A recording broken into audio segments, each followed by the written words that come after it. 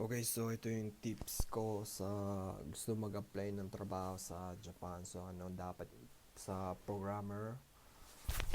So ang tip ko sa number one, so dapat nakapagsalita ng Japanese. So ayun lang yung advice ko. So thank you for watching. Hindi. So ang importante bago kayo mag-apply dito, so dapat talaga nakapagsalita kayo or nakapagbasa kayo at least.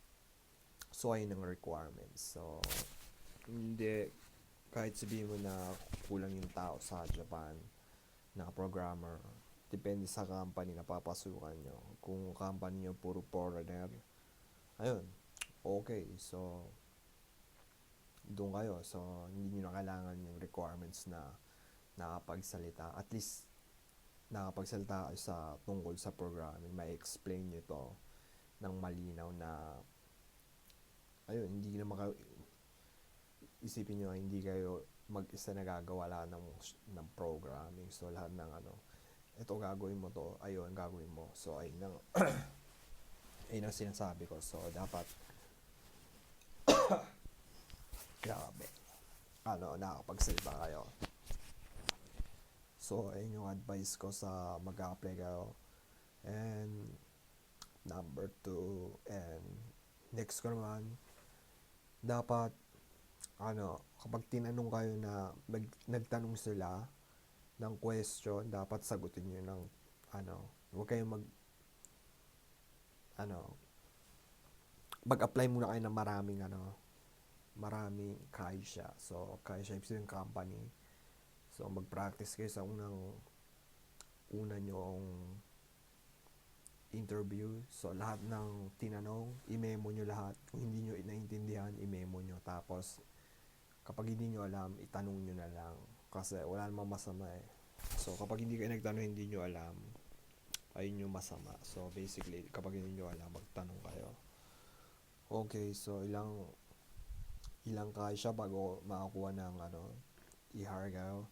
Sa akin, inabot ako ng 4 bago ako nakakuha ng isang tapos pumasok na ako doon. So basically, mas madali kung sa sa ibang video to. So saan kayo maghanap ng trabaho. So yung advice ko, so maybe sa next time na video kung saan kayo maghanap ng trabaho. So yung number 3 kong advice, dapat dapat huwag kayong papasok sa advice ko huwag kayong papasok sa legacy na code. Kasi legacy na company. So lahat lumang code.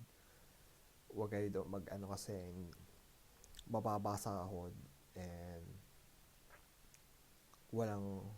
walang meaning yung trabaho. So ibig sabihin nagme-maintain kayo, hindi kayo gumagawa. So useless. Kahit magstay kayo ng 1 year doon, hindi ka level up. So ayun ang tip ko kung mag-a-apply kayo. So number 4, so mag-apply kayo sa modern na company na puro web development. So ayun yung pinakamaganda. So na at least pag nakapagsalita kayo and nakakapagbasa, kahit hindi na nakakapagsulat or basta kahit konti lang nakabasa o kasi pwede nyo na Google Translate. And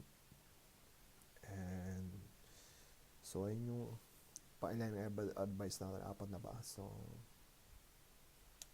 ayun, so ang itatanong nila ito ang pinaka, kapag tinanong nila mag-stay ka ba lagi sa Japan, lagi yung sasagot yes. So hindi mo sasabihin magkukwit ako ng 3 years and 2 years pupunta ako sa ibang wag nyo sasabihin yung gano'n. So sabihin nyo mag-stay kayo, mag-aaral kayo ng Japanese kasi maging humble kayo. So kahit magsinungaling na lang kayo, importante makapasok kayo kasi experience ang mahalaga. So ayun yung advice ko.